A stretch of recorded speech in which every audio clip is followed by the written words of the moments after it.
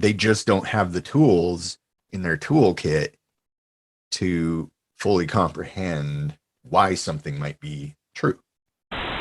There's things that we intimately know, and then there's things that we have a vague understanding of, and the Dunning-Kruger effect kind of comes into play there. I don't know, if a person is full of charisma and confidence but never once says, I don't know, I'm gonna have to look that up, then you might want to be a little wary.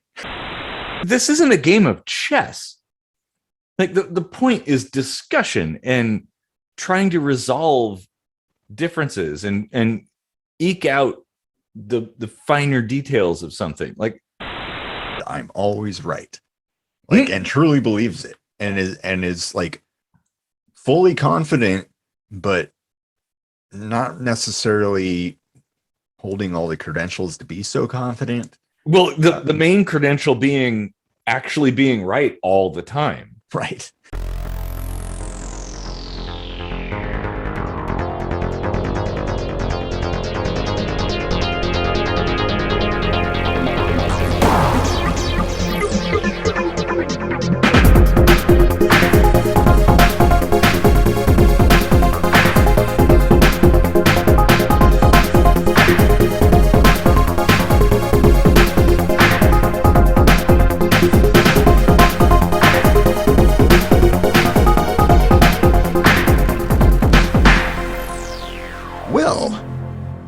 Howdy do, and welcome to another kitchen sink microscopy. I'm Casey Rochford, and why don't you just go ahead and like the video now, because it's gonna be good, and you should share it so that all your friends know it's good, and then hit subscribe so you don't miss the next one, and then you can share that one and like it too. Yeah, and hit that little bell too if you want notifications, because that's a thing too. So, excuse me, I'm Eric Rosenblatt, and Casey and I, we write our own music here, and if you stick around to the end of the episode, you'll hear a new song, probably, because every episode has a new song. I don't know how we still manage to do that, but all our music is available on iTunes and Spotify. If you go to patreon.com/ksmvidcast, you can get it there too. We have a website. That's ksmvidcast.com. So yeah, there's lots of options there. And yeah, Casey, what shall we talk about today? Well, this is something that's been rattling around in my head since episode 0, actually. Yeah, and surprisingly, I haven't really put it on the list, but a minute microscopy that you had just done kind of triggered the memory, and I thought it would be interesting to define truth.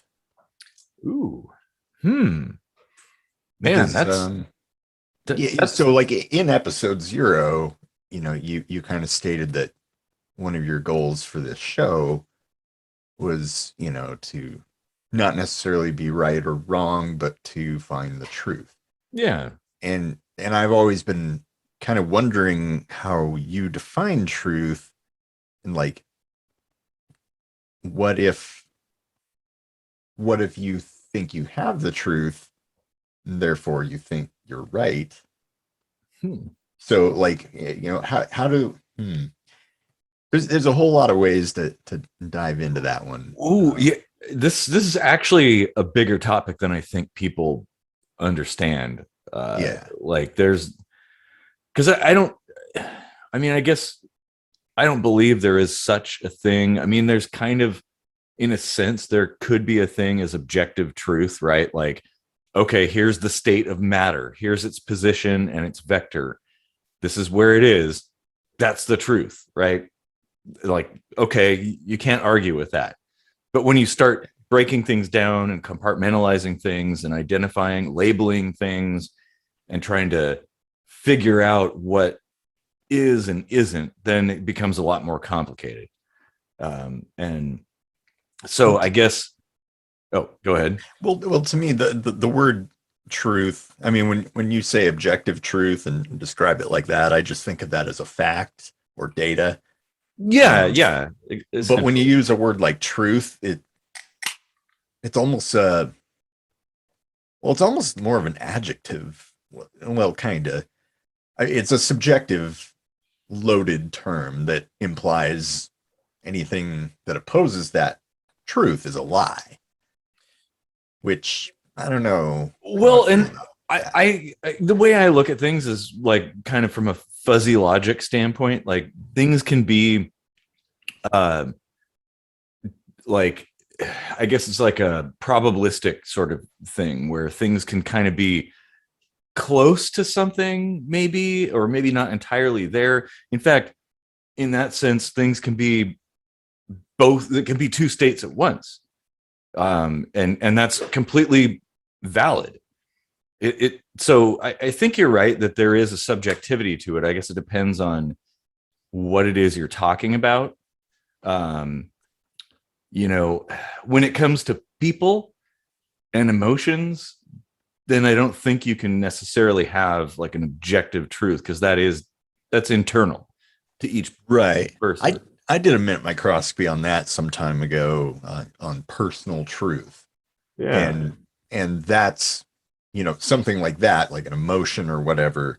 That's a personal truth. But then there's people who kind of misuse that term and they just use it like, well, I don't like that scientific fact, so my personal truth is the opposite of that scientific fact. Well, then, no, that doesn't work.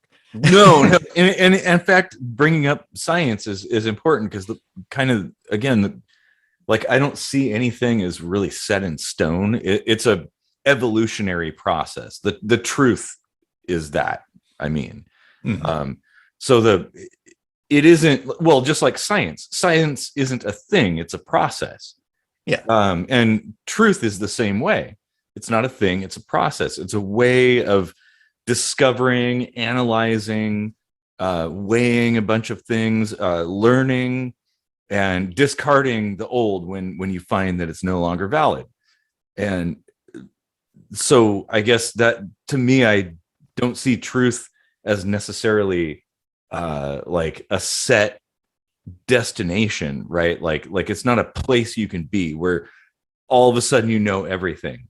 Um, Yeah. or an answer is 100% this is it, because that's not how it works, and certainly in science that's not how it works, and No, it shouldn't work it's our best understanding at the time.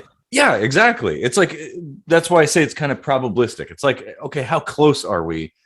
Like, if we're over a certain threshold, then you could probably say, well, yeah, that's true. Yeah. So it was kind of funny timing that you just recorded that minute microscopy on agreeing to disagree and brought up things like truth. And just last night, an ex from years ago that's kind of on the anti-vaxxer side of things was trying to text argue me, like trying to engage me in things about the vaccine because I just got my booster and she started going off on how natural immunity is better and lasts longer, and I was like, well, no, actually it doesn't. She was like, well, there's zero evidence for that, and I was like, well, uh you can just look it up, like it. Zero. Like long ago, I decided like people like that, I'm not looking things up for them anymore because they aren't not gonna read it anyway, or No, they're you're not gonna right. believe Yeah. it. So Yeah. like I'm just gonna tell them you can look it up if you really care. Uh, Yeah. I was just trying to like deflate the whole thing, but then she said this was this is where I just kind of lost it and got a little sardonic. She said, as a person who is unbiased and actually wants true science represented, I think it is an insult to our intelligence. That like the CDC is hiding things about natural immunity, which they're not. Like they've come out and said it lasts between 3 and 6 months. Boom, data. Like. Yeah, exactly. But No, of course. unbiased and true science made me laugh my ass off.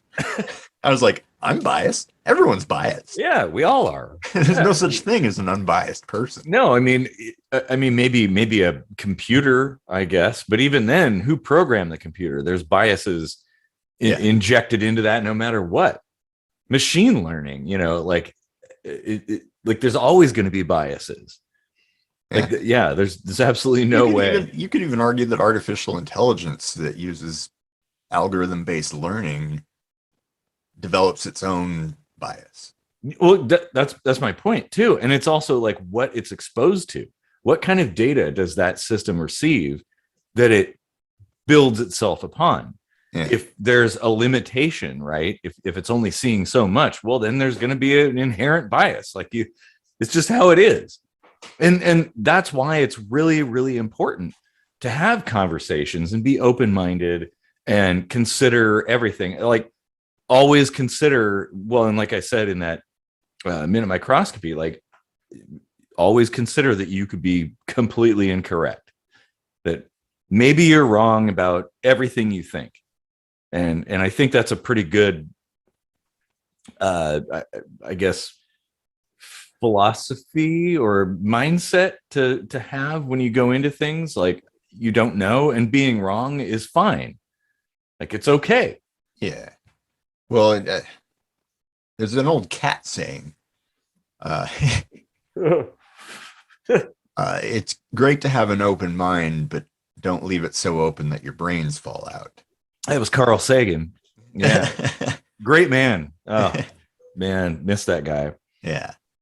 And that's, I don't even think it's that necessarily a fine line.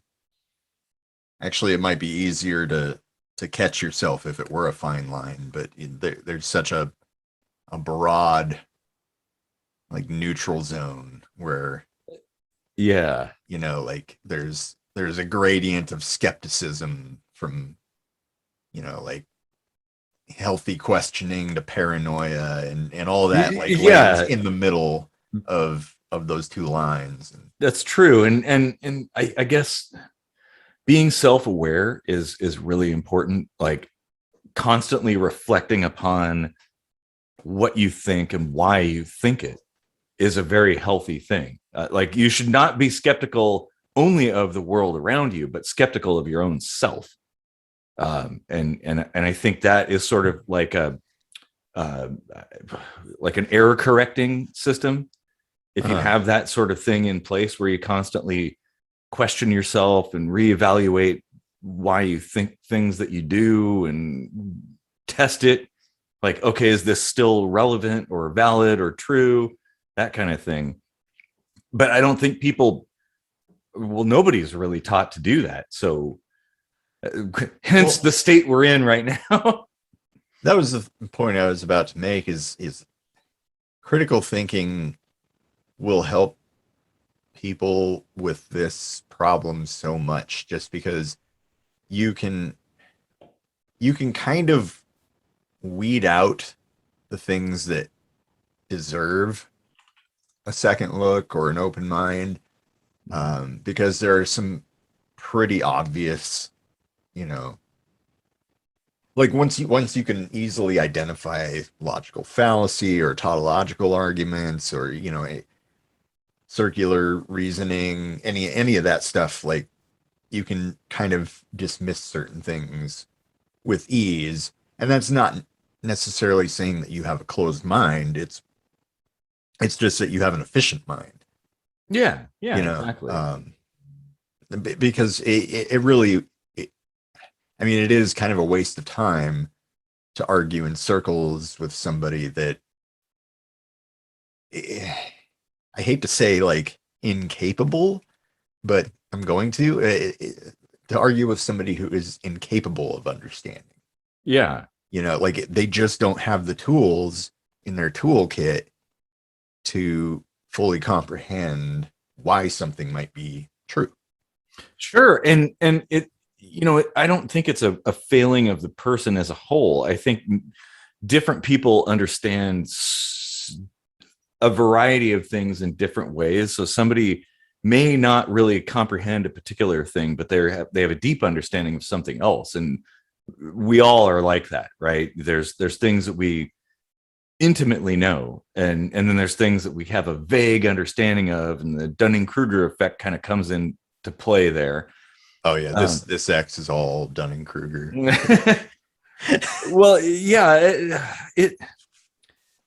it's hard. Like, and I don't know. Like, I'm the fix it guy, the engineer, I guess. Like, I see those kinds of things, and it's like I want to enlighten people. Just, hey, look, think about it like this. Take my time and give them every possible angle to perceive something from before walking away. But yeah, like if they don't have that critical thinking skill tool, I mean, really, how much time do you want to spend? How much is it worth to because you really have to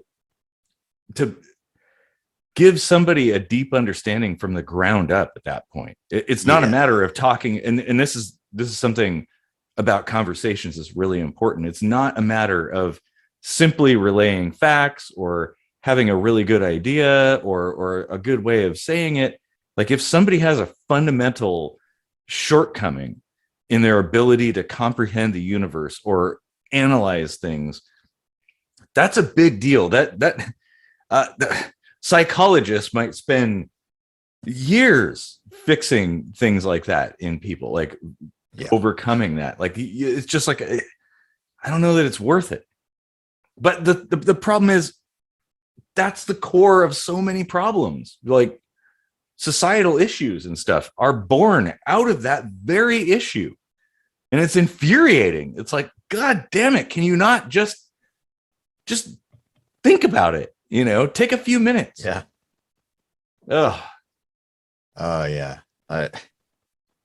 It's over the years. I mean, I still do to some degree take the time here and there when I feel like I have a moment, which always turns into way more than a moment. But like, I can't even tell you how many like days, weeks, months of my life I've spent arguing in circles with nothing really gained from it. Well, and I don't think you should feel like it's a loss at all. Like I think it's a worthy cause to try to educate people or provide information or make people see things in different ways. And maybe the way I see it, I don't think about it like, oh, if I walk away from this with somebody not changing their mind, well, I'm a failure. No, you plant seeds that and those seeds mature over time. And eventually somebody, it might be decades, it may be after you're dead, but eventually that person may come around. Maybe not, but that's okay. I think it's worth it. It's very frustrating. That's for sure. Yeah. And I'm sure it's frustrating for the people who don't understand that too, who are like trying to argue their point with you. And they're like, well, he just doesn't change his mind, you know, and stuff. It's like everybody's frustrated. Like, what the fuck, man? Yeah. Well, this particular X is like, it like, I don't know all the psychological terms for it, but this is a person who is like literally said, I'm always right. Like, and truly believes it and is like fully confident, but not necessarily holding all the credentials to be so confident. Well, the main credential being actually being right all the time. Right. You know, like, okay, prove it. Yeah. Like, okay, what's like the track record? She's just so self-assured that there is literally no convincing her of anything she doesn't want to believe. Ugh. You know, so well, and that's actually really harmful. That's why she's an X. For her to be in that position. Well, I mean, you know, internally, like to be that oblivious or ignorant or I don't know whatever the word would be. You know, maybe that there's something to be said for having extreme confidence when you're taking on a project, right? You don't know that you shouldn't be able to do this, but you do it anyway and somehow make it through because of that confidence. That's a cool thing. I do that all the time because I'm a fucking idiot. So, you know, like I just bumble my way through things until, oh, wow, Yeah, I did it. But when it comes to information and analyzing the world around you, it doesn't quite work that way. Because success can't be measured the same way that it can with like a physical thing. Like I go back to the speaking of anti-vaxxers, that Etienne, the interview we did with him, where like at some point I think it was a quite a ways into the conversation, he was like, "Did I win?" And I'm like, "Win?" Yeah. I mean, this isn't a game of chess. Like the point is discussion and trying to resolve differences and eke out the finer details of something. Like, But that's what people like that think. Like, they think it's a competition. They think, being right is the goal. Doesn't matter if you are, just the perception that others have about you being right is like what fuels their ego, yeah, and that guy Etienne, he's very good at arguing. yeah, He's oh very yeah. good at sounding convincing. He's very confident, just like my ex. Like, she sounds like she knows exactly what she's talking about, but if you look up anything she says, it's like completely way false. Yeah. Like, but she just thinks it's the fucking truth, and that those types of people, yeah, they have it in their head that just being right is the most important thing. Well, and confidence does uh like influence people. I mean, that's Mm-hmm. exactly why we have all the politicians that we Yeah. have, Cult of because personality. they're confident and they're dumb. Like, that's Yeah. basically it. You don't have to know anything. You just have to pretend that you do wholeheartedly, and people believe you. Religions, same kind of thing, or cults, actually. Yeah. They all work the same, and it's important for people, I think, to recognize that and be able to. It's another tool in your toolbox, is to be able to identify when you're being manipulated and be able to step away from it or handle it in some way. Yeah. Um, I don't know. If a person is full of charisma and confidence, but never once says, I don't know, I'm going to have to look that up, yeah, then you might want to be a little wary. yep, you are absolutely correct. The smartest people I know are the most humble people that Yeah. I know. Like, don't toot their own horn, just kind of live their life, but they are hyper intelligent. And now it's not to say that this is the whole thing, like analyzing how things are and figuring out the state of things. It's not to say that if somebody has charisma and confidence that they must be lying or that they are incorrect about something. It's possible they're correct, but that doesn't prove they're correct. That's the important thing. Yeah. And it should raise it should raise red flags. Like, wait a minute, I should be extra cautious of this, or analyze a little bit deeper because this feels too good or seems too good to be true or something like that. Yeah. Yeah. Yeah. Hmm. Yeah. It's certainly not like a hard and fast rule that, having confidence and charisma means that you don't know jack shit. But um, there is like, I've heard PhDs say this all the time. Like, uh, people look at you or treat you like you know everything there is to know in your field. Mhm. But really, you just know a whole lot about a very little bit. Like, Yeah. it's micro focused. Like, you become an expert in a thing that's like within the scope of the degree that your PhD says, right? Like, It's a very narrow scope. yeah, like if I were to have a PhD in biology, I'm not gonna know like things about plants like on the sub micro level, and also things about like how the hepatic duct works in the liver in a raccoon.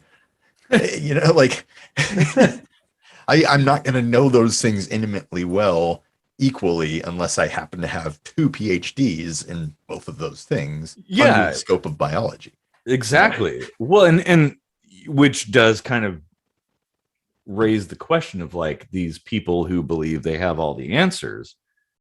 Like, why is that? Yeah. Now I will, when somebody asks me something I don't know, I'll say, I don't know, I'm not sure about that, but here's what I think. And I'll try to use analogical thinking based off what I do know to hypothesize, Yeah, the machinations behind something, like, oh, maybe this is how it works, like, an educated guess, basically. yeah, I know a little about a lot of different things, so maybe I can piece something together that's mostly right, and Yeah, or at least go look it up and close. see how close I was. Yeah, exactly. And but here's the problem is that there are so many people out there who don't have that level of education, but are confident that they're correct about whatever they believe. Yeah. Mm-hmm. And they're also charismatic and very able to convince people. Yeah. So that's an issue. And people, I don't know why people buy into stuff like that. Like how, I mean, I don't get it. Maybe somebody down there in the comment section can enlighten us, like how cults start and things like that. But I don't understand how people can fall prey to those tactics so easily. Confirmation bias. Well, yeah, you're right. Yeah. But then again, you still have to have some sort of like angle that you're coming from, that you're trying to prove with what you are seeking out. So, but I mean, that's how it starts, the like cults of personality, like, Hitler, Trump, like they come with all this charisma and their batty ideas, and the people that also think that way see that charisma and they're like, oh, this is a person in power, and they fully believe wholeheartedly exactly what I believe, so I'm going to believe that because that confirms what I want to believe. Well, and that's dangerous too, because maybe there's a few things that align, but when you assume that, okay, because these couple things are similar, it all must be the same, then you're willing to buy into whatever bullshit thing that person is peddling. Yeah, the house of cards starts falling. Like, yeah, you're like, well, if they're confident about that, they must also be right about this thing over here, and all of a sudden you've got like mass brainwashing. kind of. Ooh, man, I think it's a huge problem. Mm-hmm. Like across the board, everybody. I mean, like humanity and Americans in general, specifically, have always been a little on the dumb side. But for the last like 5 years, you got to admit, it's been like really noticeable. I'll just say that. I don't know that it's increasing. I'm just going to say it's been really noticeable the last 5 years. Maybe it had something to do with the rapid communication, possibly, and the algorithms and stuff that showcase the loudest mouths. Yeah. But then, I wonder, why is that? What's different? Like, how is it that a country of people who engineered one of the most marvelous things, the entire Apollo program, built like a suitcase-sized computer when computers used to take up whole rooms? They built rockets. They did all the math to figure out how to get the moon lander down there, and like all the crazy things. How is it that they can't fucking like outwit a used paper bag now? Like what? Where did it go wrong? Well, we still have those people, those types of people, but they, I suffer from this too. They have that imposter syndrome thing that goes on where their humble nature kind of overrides their confidence. They're like, well, I don't know if I can really speak to this. You know, I'm not exactly an expert, but this is what I know. You know, that doesn't sound nearly as convincing as, trust me, nobody knows more about wind than me. You know, like the biggest wind.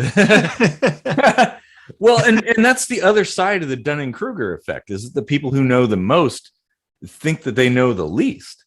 Yeah. And yeah, I think you're right. Like people, the most intelligent people are very soft-spoken and very kind of in the background.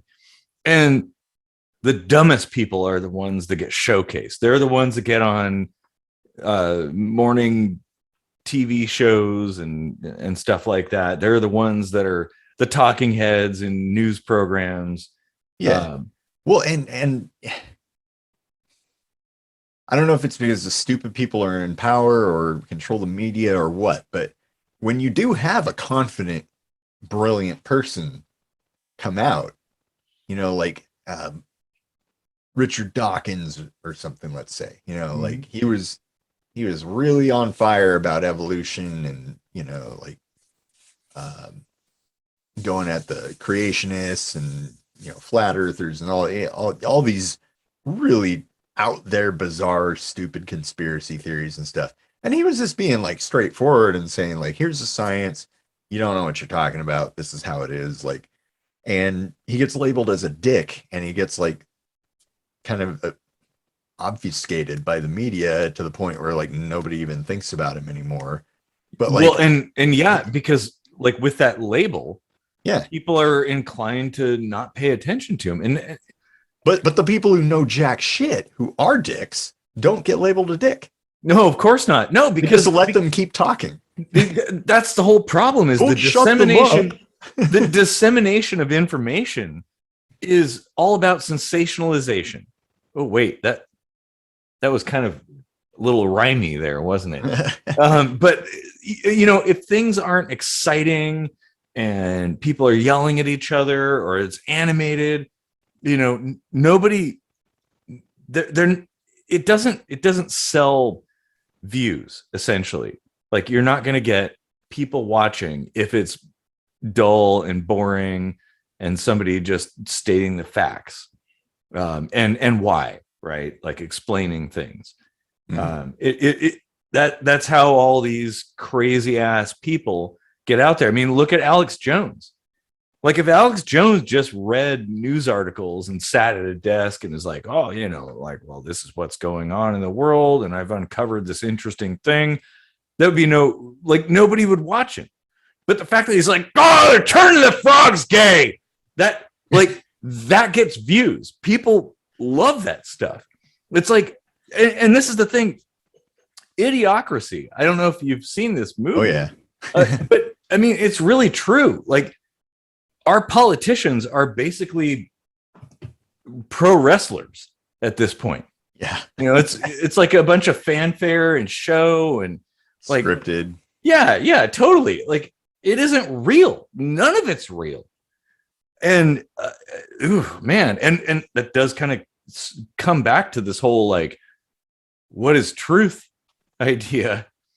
I guarantee you though, like if you watched like lectures with, you know, or you know, debates between you know, PhDs or something, or somebody defending their dissertation or something, I'm sure it gets pretty heated and like passionate. Yeah. Because scientists are actually, yeah. The trouble is you're just, you can identify the emotion, but you can't really follow along what they're talking about because you don't have that level of understanding. Well, that's true. If you're talking about something that other people, like if we got in a discussion about programming or something, Most people are going to be like, oh, that's over my head. I don't know what you're talking about. They're going to tune out. But, Yeah. if we started talking about programming and we were yelling at each other and like screaming about stuff and not going into specific details, well, we'd probably go viral at that point. If you ignore all the data and focus on the emotion, then that grips people, which is sad. Yeah, it really is. Like,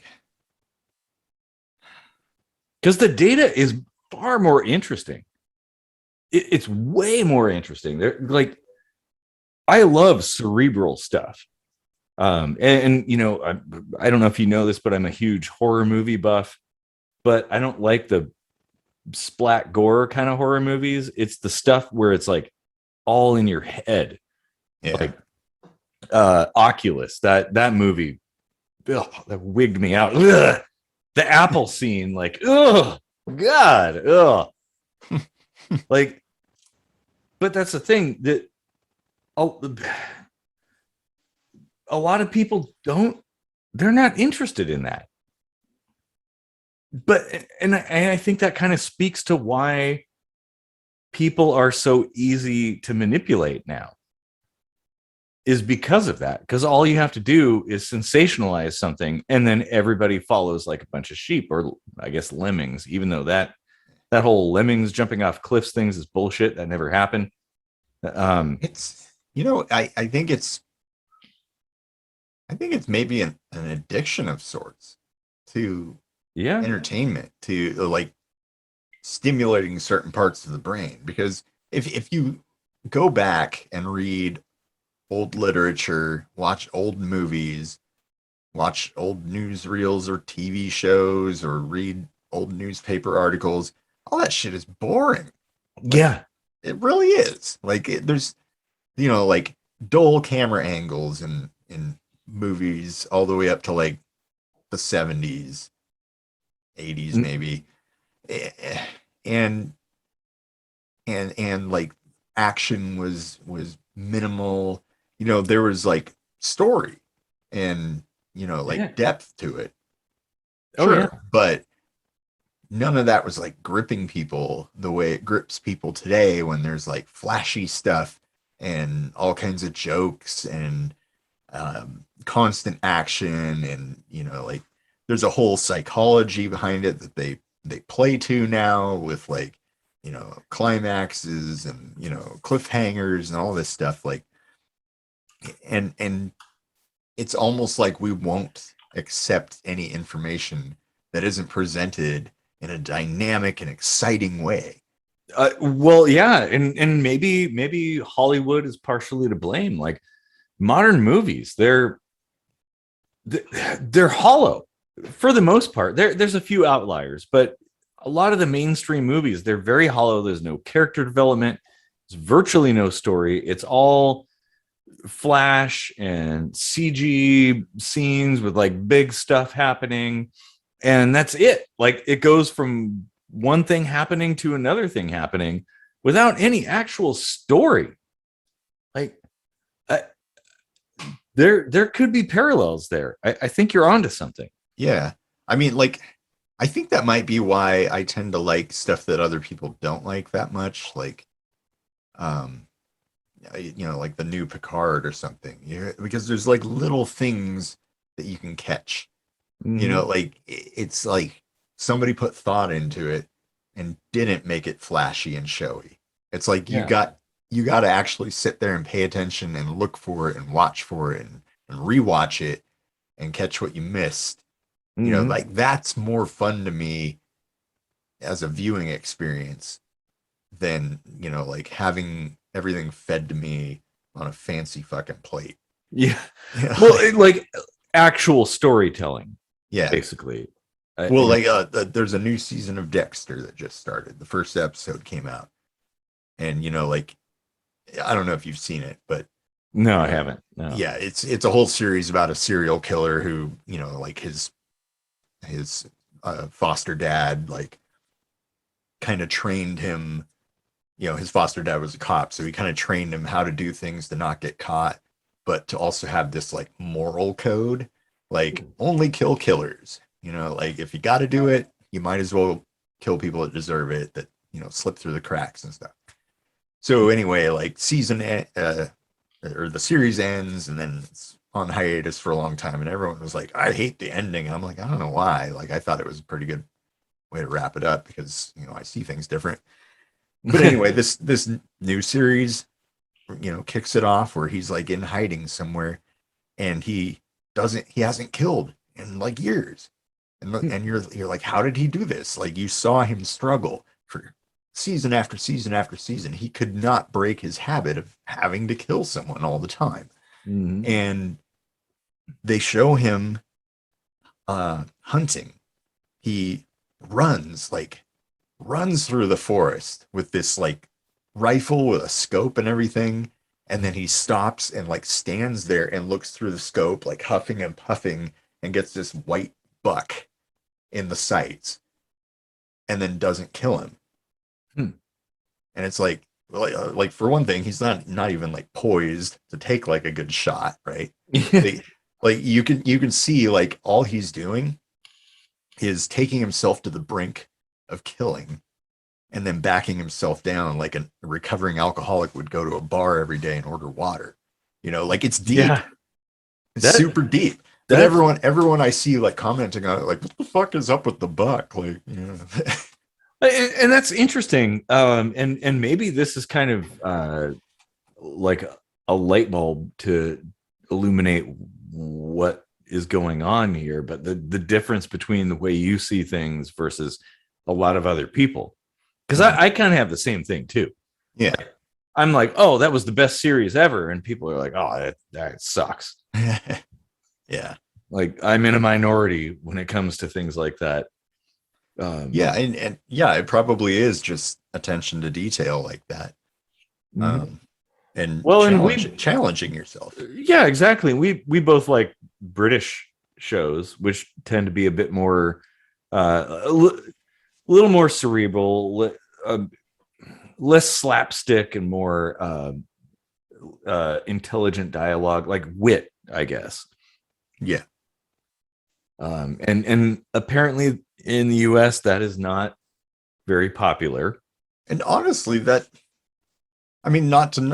we shouldn't knock entertainment, because honestly that probably helped shape the way you and I think. Yeah. Oh yeah, absolutely. Yeah, totally. Our love for British comedies probably made us like more critical thinkers. I'd be inclined to agree. Absolutely. Yeah. Yeah. Oh man. There's so much to unpack here. One thing you were talking about earlier about addiction. I think that you kind of hit the nail on the head right there. That like, especially when it comes to news and things like that, I think there's an addiction to the negative in the US. Like people don't want happy news. They want bad news all the time, like all the bad things, all the scary things. The world is out to get you. Oh my God, the sky is falling. They want that 24/7. And so, of course, the supply and demand, the media supplies it. And they find, even if there's a story that doesn't carry any negative connotations, they find a way to spin it that way, just so that people can fill that need that they have for some kind of negativity. I keep an eye out for that sort of thing. There's actually a fair amount of positive news out there. I would even venture to say it's like the same proportion it's always been, because I mean, news has always been predominantly bad stuff. And I think there's a good reason. I think there's a very good reason for that, because like if there's a traffic accident, it's going to impact your commute possibly. You'll want to know about that. It's not about who died or how bad or gnarly the wreck was. The rubberneckers are the people interested in that. Yeah. But the people watching the news are like, oh, I better take a different route to work, or there's a murder. Oh, we didn't catch him, so maybe Be there's a on the murderer in your lookout for a neighborhood. murderer. Yeah. No, You know, like so so yeah, negative stuff is the predominant thing you see on the news, but it's for a positive reason. well, and maybe not necessarily. I'm not saying like what is being reported on, but maybe how it's reported. Like a while back, I went to Half Price Books, and on their behind the checkout counter shelf where all the expensive stuff is, there was this binder, this huge binder. And I was like, what is that? And this guy was like, oh, yeah, it's like a whole bunch of newspapers bound together from like 1903 or something. It's like, can I check that out? And of course, it was like $600. So there's no way I'm going to buy it. But I started looking through the articles, and everything was stated very matter of fact. Like, oh, this person did this. This happened here. There was no injection of emotion. There was no like leading questions, no nothing like that. It was like, oh yeah, these things happen. And I don't see that being the case today. That's true. Yeah. There's too many adjectives in the news.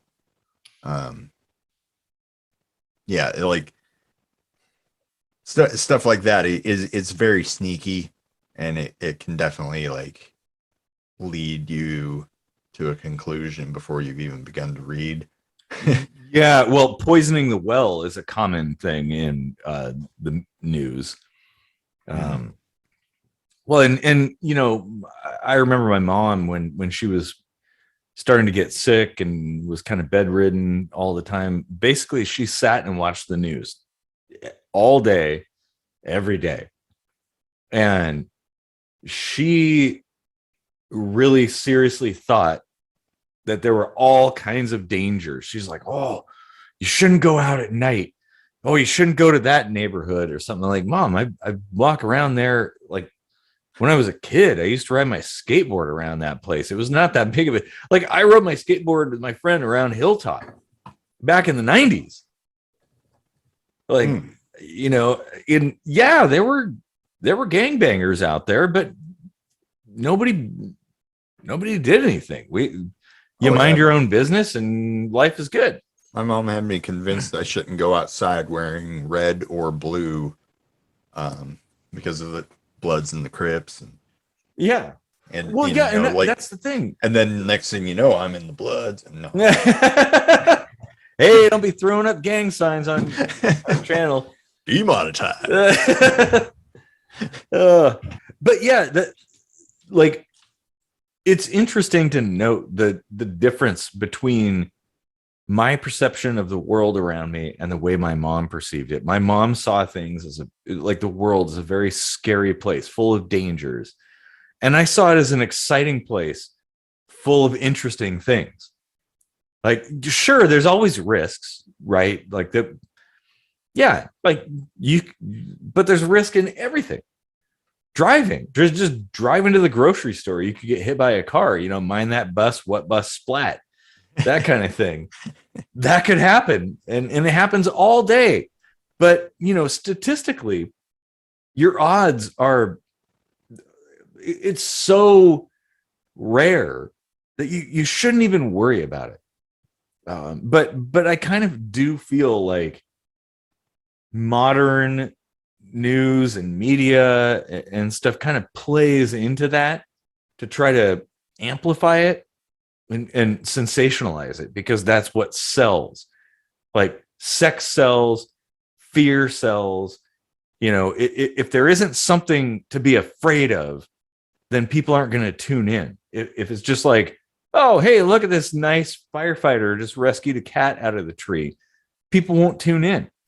But when you talk about like a triple murder in some duplex or something like that, and you know, Tukwila, well, everybody's like, oh, what? And they're riveted, like, oh my God, and the killer's still on the loose. You know, what do you think would happen if news was only allowed to be broadcast on PBS, completely ad free? Like local people have to donate to basically keep the news going. Like, I, and that's kind of an NPR sort of thing. And as a viewer of PBS, but that's like national. Yeah. Well, there's local channels like Bates, the KBTC channel 28 back in the broadcast days, that they were a PBS channel. Yeah. And there's local NPR channels and stuff. And like, I do feel like I think there's a bias, but everybody has bias. But I think they tend to be more focused on fact-based reporting. And what you said about advertisers, that is the thing. When money's involved, that changes the game entirely. Everybody, the I guess the perspective, the goals, like it changes how people conduct business and how they do the work they do. Journalists are not today, I think, that concerned about reporting on the facts. They want something exciting, right? Like an exciting story, like a scoop of the day, basically. Well, advertising is a part of it, but let's not place all the blame on media, because the media is not the one pulling the advertising if there's a story they don't like, right? It's the advertiser. If there's a company that sees a story pop up in the news that they don't like, that might hurt their bottom line, and they don't have the ethics to say, well, okay, that we're going to take a hit on this one and just leave it alone, then that's on them. But if they're like, we're going to pull advertising if you talk about this on the news, then they're bastards. Like they're the ones contributing to the problem. Well, I wouldn't point the finger at any one party. I think even the viewers are part of that too, because the advertisers simply want eyeballs watching their ads. And so everybody's just doing what they can do to put things together. Maybe the problem is scale. It used to be news was more or less local. There were a lot more news agencies, newspapers, and local TV stations, that kind of thing. Now everything's kind of consolidated down to like just a few companies that run everything. And maybe that's part of the problem. That's a good point. Like I don't pay attention to anything going on in the world unless it's like real big, like it so big it can impact me. Like that's how big it's got to be for me to give a shit what's going on in some other country, and it's kind of the same way with other states. Anywhere I'm not living, like, okay, whatever, that's a sad story, but like I'm not gonna like invest a whole lot of like attention to it, because it's not in, and that's not from like a place of like apathy or anything. Like I heard there was another like mass shooting or something, but it's like, like those happen all the time, unfortunately. But and there's only so much attention you can give to. Yeah, but how is it impacting me on my daily life? Like not really. So like I'm moving on. Well, yeah, like paying attention to the news when they talk about traffic or something might be an important thing, or the weather. Yeah. It's stuff like that usually just ends in people arguing about gun regulations versus gun rights, and it's always the same thing, and always the same arguments, and it's always the same conclusions, and nothing ever changes. Well, it's like you'd said about circular discussions and stuff. Yeah. I think there are some things that probably will never be settled. Yeah. Maybe that's just the way it is. Well, and probably, I don't know what the name of this logical fallacy is, but probably what it always boils down to is like, other countries have fixes for these things, and then people will say like, well, that'll never work here. It's like, well, you haven't tried. Well, that's true. No, I don't want to get into the whole gun regulation debate. Because That's with anything. well, yeah, no, you're right. Yeah. And man, Economy, psychology, whatever, like if there's another way to do it, it won't work here in America.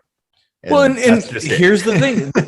This goes back to my like what is truth kind of thing. Mhm. Like, what do I believe the truth is? The important question is to ask why, like, you and I see things differently than other people around us. Like, therein lies the solution to everything. If you don't ask that question, well, then we're going to keep spinning our wheels indefinitely. I guess it's like, how do you solve problems? Because, Yeah. like, you know, if you pose the question differently, like, do you think there's a problem with gun violence? That's a very like neutral, objective statement. Like anyone can basically think, oh, you know what, there are a lot of people getting murdered. I don't really like that because it it threatens my gun rights. Or there's a lot of people being murdered. I don't like that because it threatens human life. Whatever your take on it, you can agree there's a problem with gun violence. Sure. Right. Well, But when you start framing it in different ways, it's like that's where people start squabbling, and well, yeah, and probably how you phrase things can also kind of set things up in a way that maybe makes people standoffish or more accepting. Also, identifying what is a problem.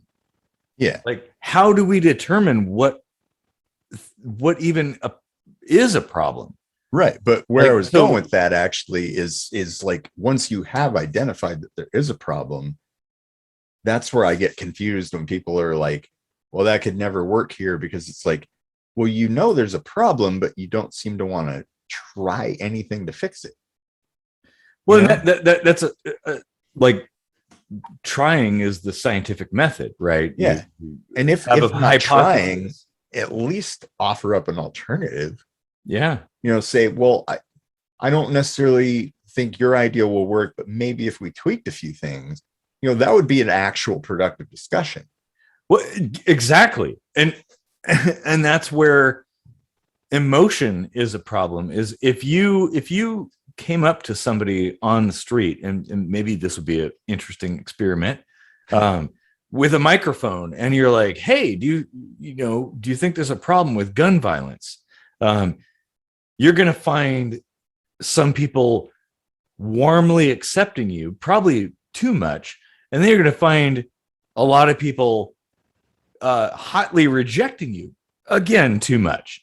Yeah. Like, there are scant few people who are going to be like, oh, well, I have a thoughtful answer. Most people are going to they're going to polarize themselves.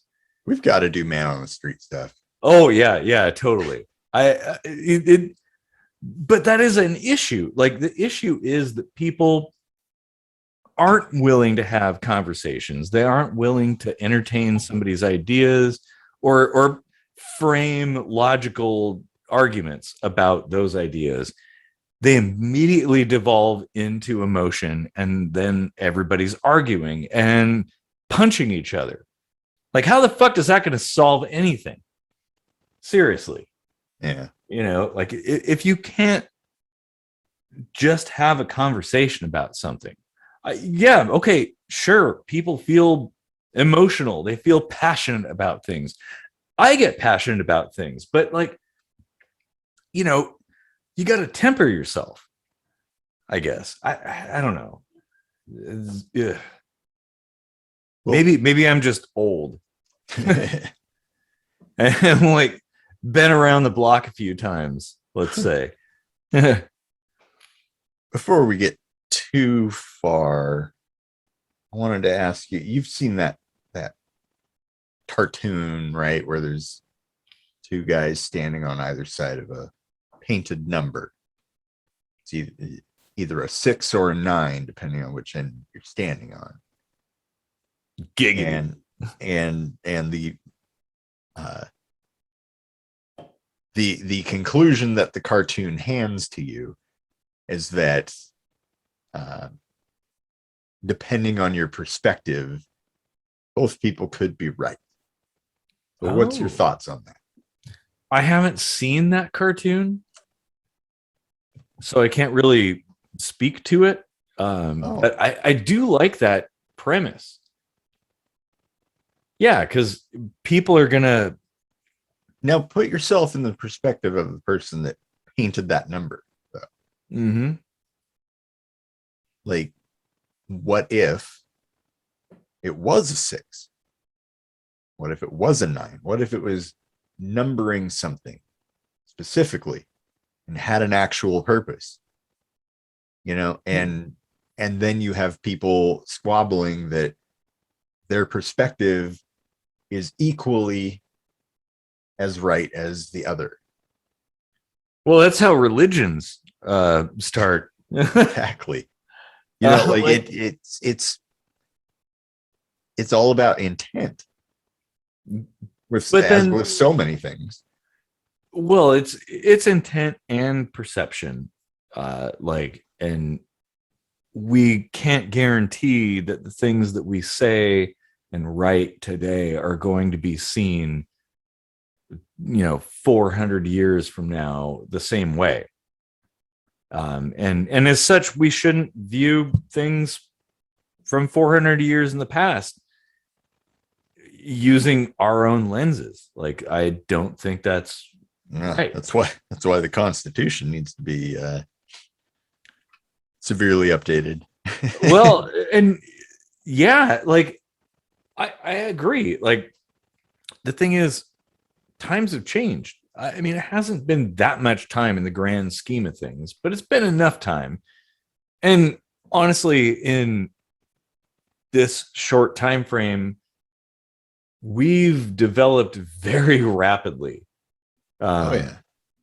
In ways that were inconceivable in the past. Technologically, sociologically, pretty much any way you can spin it. Like, if you compare it to the same chunk of years before that, it's definitely a logarithmic sort of increase. Oh yeah, because like when the US was founded, things were pretty much like they were 1,000 years before.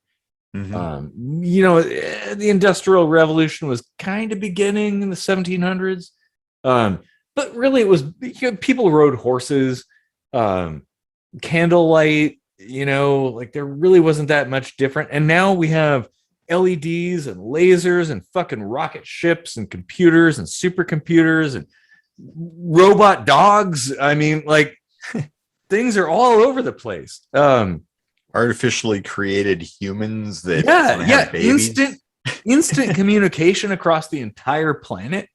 Like, it is wild. Like, and that's the thing. It's like I hear people saying, lamenting how terrible their life is. I'm like, this is the most momentous time to be alive. There is so much cool shit happening right now. It's awesome. It's scary, but it's awesome too. Like, oh man. Geez. I don't know where I was going with that. The time difference between different ages, I guess. Yeah. Oh, changing things. Yeah. The Constitution, the Declaration of Independence, that kind of thing. Like, I do see a problem with it being viewed as the word of God, like it's a Bible. I think it's more like there were some thoughtful, pretty smart people who sat down and attempted to create a framework to solve problems. Yeah. And those problems were a long time ago. And they were great for the time, but they lacked clairvoyance and the ability to see how technology and sociology would evolve, and then of course inexorably interact differently Well, over time. of course, because they're human beings. Like you and I lack the same things. We don't know what it's going to be like 300 years from now. So it could be completely different. It could be like the Terminator, like everything's gone and destroyed. It could be a high-tech utopia. It could be like Ready Player One. Like nobody knows. We don't know. But and we had a great system, but we just need to improve upon it. We need to say, hey, we had checks and balances. They've kind of been circumvented. We need to have a better way to follow them and have checks and balances for the checks and balances, that little fail safes and secondary systems to back them up, and like contingency plans for when things start breaking down. I don't think it has to get that complex. I think actually, given the experience we have, we can reduce it down to even simpler terms and still have the same effect. However, I think, wiping the slate clean and starting over with the knowledge we have now is an important thing. Like we should be doing that on the regular. That is a scientific way to deal with things, right? Especially when you're talking about such a timeline. Hundreds of years have passed. Hundreds of years. Like when all that started,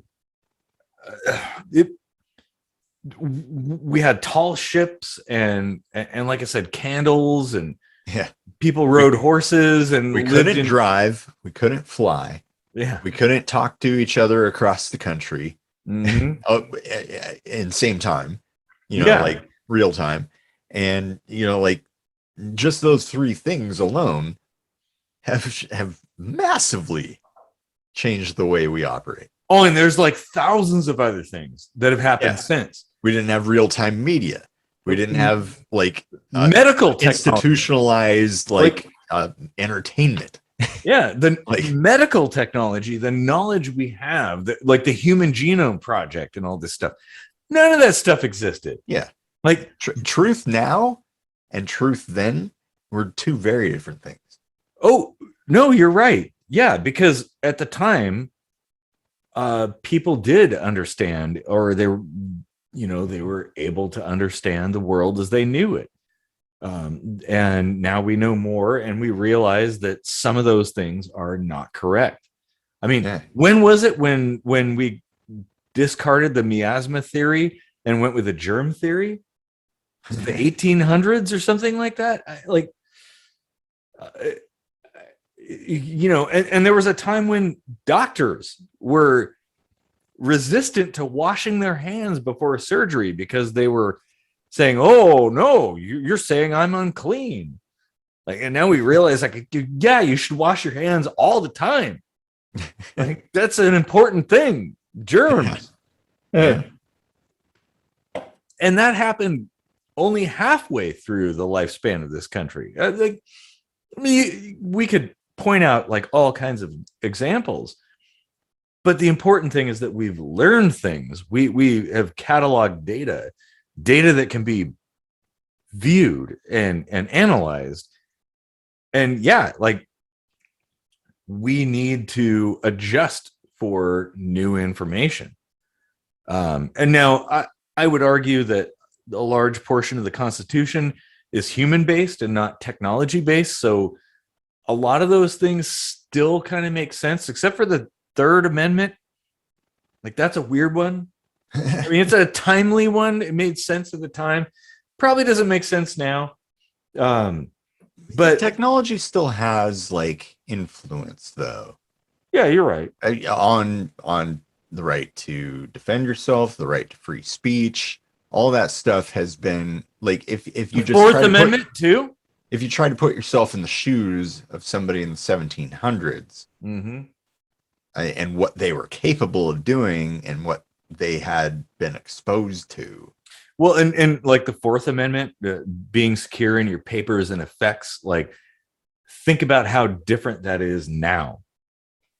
Now that we have most of our information, our papers on a thumb drive, and we have encryption, and we have, well, as Snowden uncovered, there's a lot of means of gathering data from people electronically that we didn't even know existed. Like, what are the implications there? Like, it is a different world. Oh man, yeah, I love how this has gone down so many different tangents, and I feel like we've kind of just poked a few different ideas and kind of gone on to different things. Like, oh man, there's whole episodes in all these things. Wait, when this is speaking of technological development, well, this is more of a mathematical development, like the Mandelbrot set. I feel like within each thing we've talked about is the Johnsonville Brot set. What? Yeah. But like it's a self-similarity, the whole idea of reciprocal algorithms and things like that like contained within each thing is an infinite span of more of the same thing underneath it, like Russian dolls. Kind of. But imagine a Russian doll that goes quantum. How do you know they don't? Ooh. That is possible. Oh man. Wow. This has been a good. I want to say, like, in Soviet Russia, quantum Russian doll becomes you or something like that.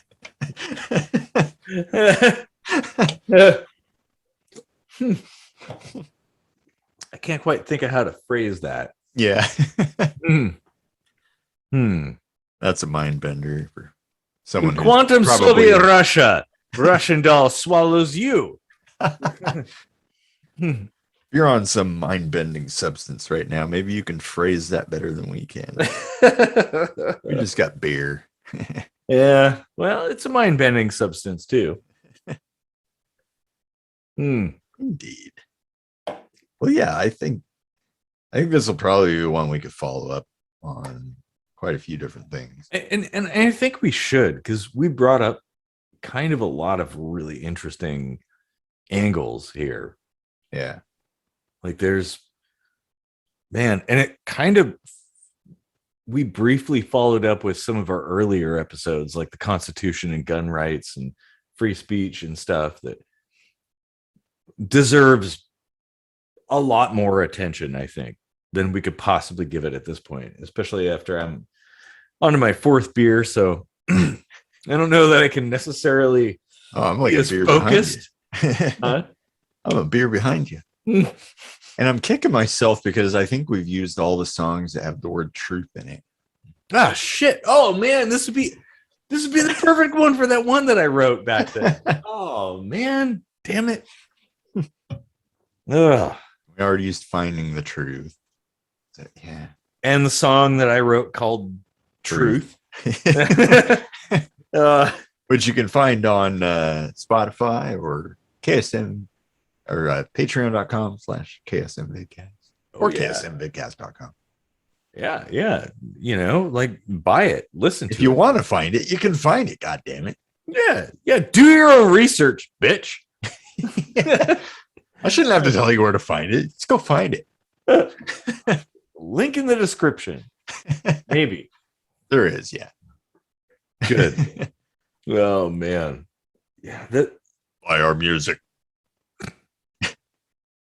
Now, if only we could get somebody from, like, you know, MSNBC or Fox News to talk about it. Smoke. Not now, Joe. Oh man. Well, this might be a good time to wrap things up, I think. Shit, this is good. Like, as usual, like, one small idea yields a wealth of conversation. Oh yeah.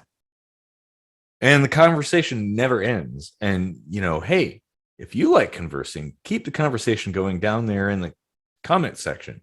Right down there. Oh, wait a minute. That's kind of sexual right there. Oh, yeah. Keep conversation going. Oh, yeah. Oh. If you want to keep the oral discourse going. Oh man, demonetized. Just suck on that subscribe button. Oh man. God. Suck on my chocolate salty bomb. Oh shit. Oh, I forgot about that. Okay, that's an earworm. I'm gonna have to listen to that. Come in your mouth and suck 'em. Oh, I wish we could like include videos like that without having copyright strikes and bullshit like that. Oh man. Yeah, so I guess I think we've gone as far down the rabbit hole as we can go for now. Yep. But we will definitely go further down the rabbit's hole. The farmer has stuck the garden hose in the hole and is drowning us in beer. So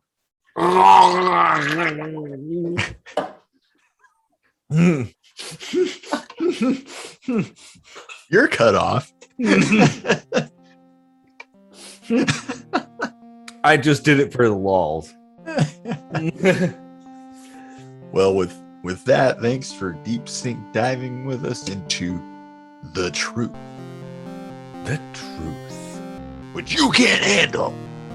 The truth is out there. Ooh. Well, have a good night, everybody.